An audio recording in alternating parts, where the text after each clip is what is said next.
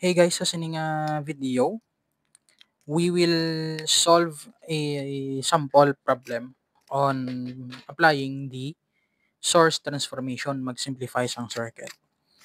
So sa sining circuit, we have amo ni. Okay? So just take a look sa sini or pause the video para ma-examine mong circuit. Okay? Amo ni tsura ya.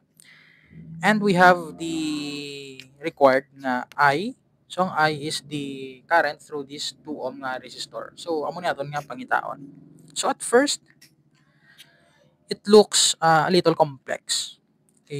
Kung mag-applyan mo for example, nodal analysis, mesh analysis, or bisan superposition principle pa, it looks messy. So damo pa siyang equation na kinahanglan mo i-generate para ma-solve mo siya. Fortunately, due to our learnings on the source transformation, pwede ta ni siya ma-simplify para makuha ta ang ining values ang I. So remember kung ano ang part nga gusto mo kuhaon, as much as possible hindi mo siya paghihilabtan danay. Okay? So mosilingon ngini nga part hindi mo siya ipagi-under sa source transformation. Unless there is something kinahanglan mo siya danay i-convert into or i-transform, then ano lang, that's for necessity. Okay? So anyway, let us start. So are, may damo tadi nakita actually no nga mga potential for source transformation. So are, current source nakaparallel sa dire. Mhm. Current source nakaparallel sa dire and current source nakaparallel sa dire. So, ang source transformation is applicable for both independent nga sources and dependent nga sources. So, are dependent source siya, so pwede siya gyapon magamitan sang source transformation nga concept.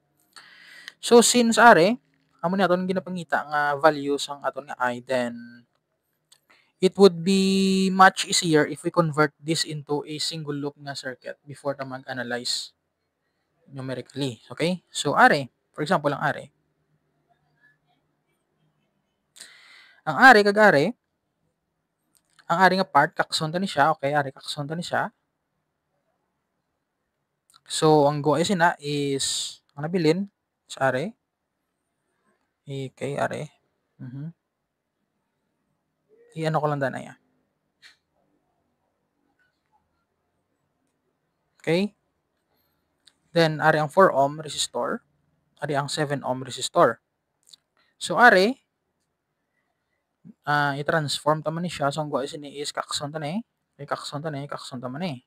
Okay, kakson ta siya. So, ang mabilin di is dire, amo ni siya, and dire, amo ni siya. Okay? So, are, then, are, pag ang are nga part, kakson taman ni siya, no? Kakson taman ni siya, nan. I-transform taman ni siya. Are is also i-transform taman ni.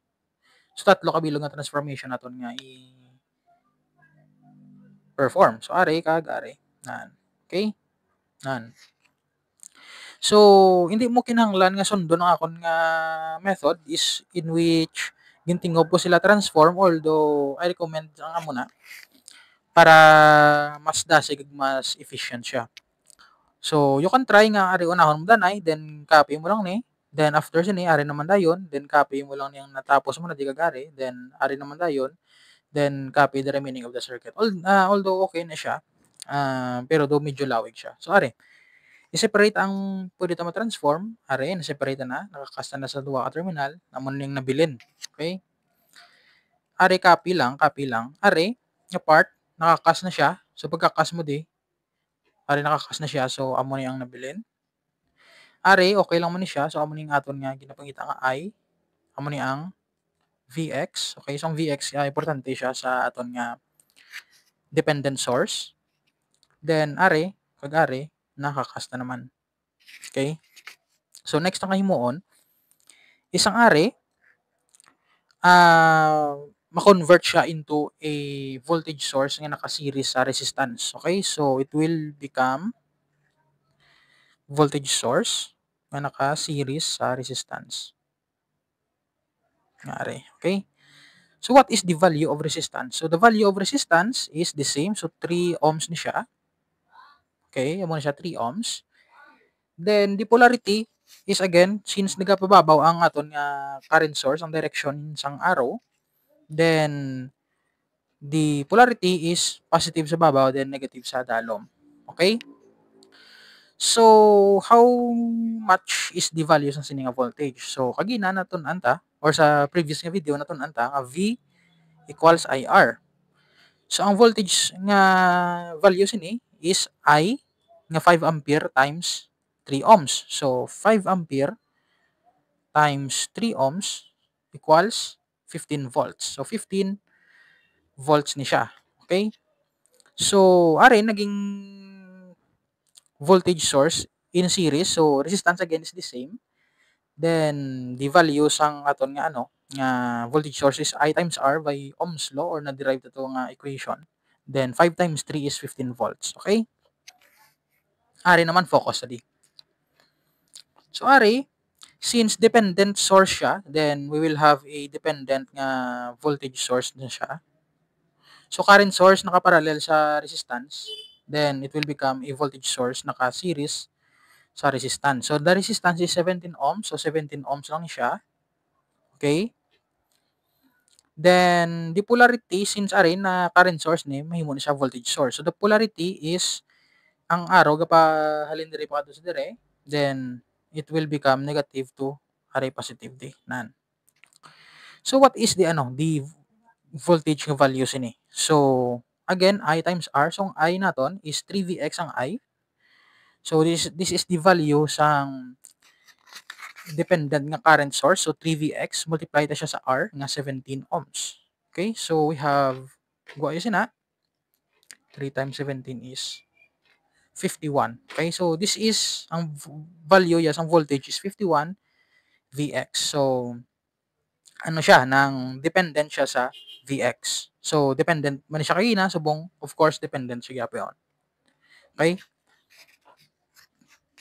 Next is are it will be converted into a resistance and voltage source nga naka-series. So the direction is gaamo ni ang arrow kapag kadto dire. Okay? So ari ang positive, ari ang negative. So copy the resistance. Ay wait. The resistance hindi siya given. Wala ko nasulat so check ko liwat. So upon checking sa akon nga pag-check liwat sa example, naging kuhaan ko mayroon siya value nga 9 ohms. So this is 9 ohms liwat. Okay? And this is so I times R ang I naton is 1 ampere times R nga 9 ohms. So this is 9 volts. Okay? Amo ni siya. So next, pwede na siya solbon. Actually, pwede na siya solbon through mesh or nodal analysis kung gusto mo.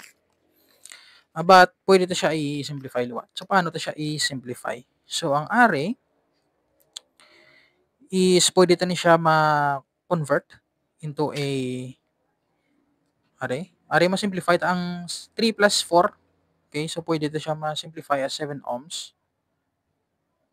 Then this is 15 volts. Okay.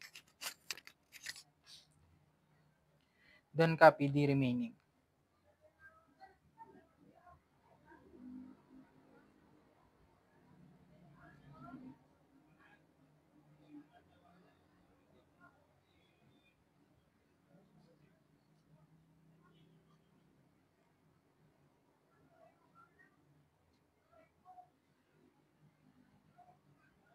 This is 51 Vx, 17 ohms, are is 2 ohms, are is 9 ohms.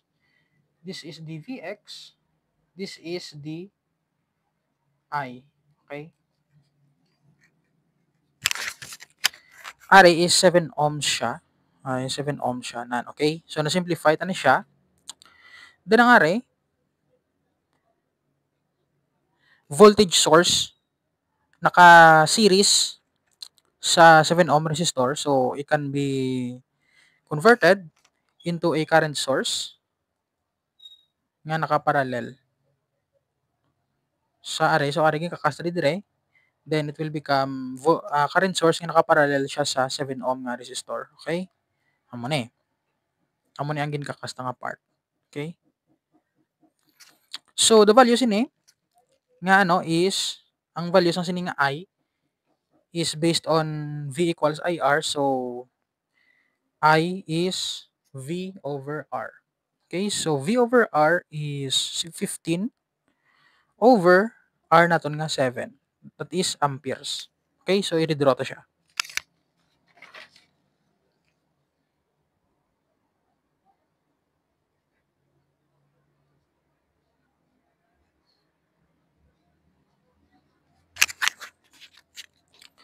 So again, this is 15 over 7 amperes.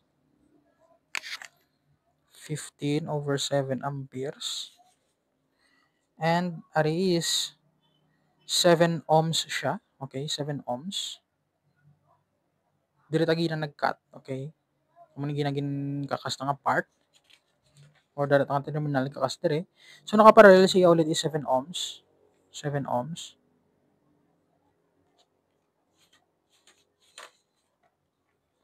Then copy the remaining. So voltage source. Then tatlo ka resistances. Then a voltage source. Are, this is 51 Vx. Then we have 17 to kag 9 ohms. 17 to kag 9 ohms. Ari ang Vx, ari ang I. And this is 9 volts. Okay? Okay. So nga nga part, pwede tani siya ma-convert into a parallel, duwa ka parallel nga 7 ohm resistor. So duwa ka parallel nga 7 ohm resistor is 3.5 ohms. Okay? So equivalent siya ni is 3.5 ohms. So 3.5 ohms ni siya. So ang gawa sini is we have are which is 15 over 7 amperes. Tapos naka-parallel siya sa 3.5 ohm nga resistor. So let's say ginkakasta ring dire kag dire, okay? So are isolated na ni siya liwat. Kay i-transform pa ni siya liwat. So ang guay sini is are nandiri ta nagkakas. Okay? So ari nga part amo ni siya subong. So gin parallel ta ang duwa ka 7 ohm nga resistor. So it becomes ini nga current source nga value and this parallel equivalent sa aton nga resistance. So 3.5 ohms. So it can be converted into amo ni nga naka-series. So voltage source nga naka-series. So paano na siya? So this is 3.5 ohms. And this is I times R. So I is 15 over 7 amperes times R nga 3.5 ohms. So 15 over 7 times 3.5. Okay, so 7.5 volts. Okay, so gin-multiply ta ni sila duwa, then this is 7.5 volts nga source. Okay? So next is ang ari kag ari. So it will be converted sa dire amo na ni siya nan, okay? Amo ning terminal ging kakasta and are. So ibulos lang are sa dire. So are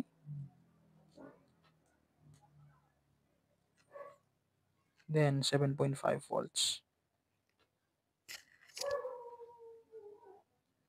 Okay? Then copy the remaining.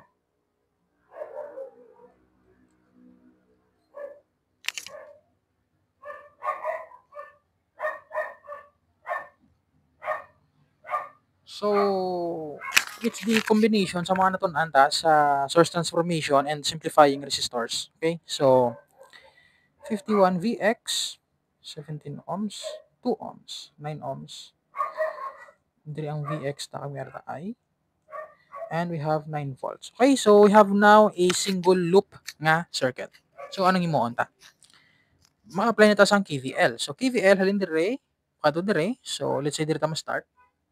Then we have negative 7.5 plus. So ang current nga naga-flow through dire is I, since I na di ang ga-flow dire. Then tanan sila is gina-flowhan sang I nga current. Plus 3.5I. Okay. Ari minus kay nagasulod ka sa iya negative nga nga terminal 51 Vx. Okay man 51 Vx ta. Plus 17I plus 2I plus 9I plus 9 volts equals 0. Kay pag dire close na. Nagbalik ka na sugod. So we have two variables. Ang first is the I, and the second is the Vx. So we need to find another equation nga ma-relate silang duha. So from this and this 2 ohms and may I kadi, so we can see nga ang Vx is equal siya sa 2I kay by Ohm's law. So is lang tani ang aton nga Vx by 2I. So negative 7.5 plus 3.5I minus 51 Vx is 2I plus 17 or 17 plus 17 times I ni siya. 17 times I. Okay, sorry. Plus 2I plus 9I plus 9 equals 0. So now we can find for the I. I-shift solve na lang sa calculator. Negative 7.5 plus 3.5I. So x minus 51 times 2x plus 17 plus 2x. Oops, sorry. Kakalipatan ko. 17i na siya ha. 17i. So dapat simplify na lang ang resistances para masapos siya. Okay? Plus 2 plus 9x or 9i plus 9. Plus 9 equals 0. So shift solve.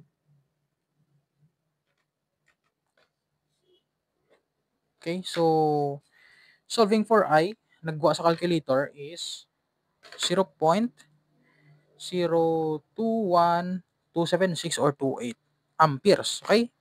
So mo ni siya. Or to make it hindi mag-decimal places get nga 0 ang iya nga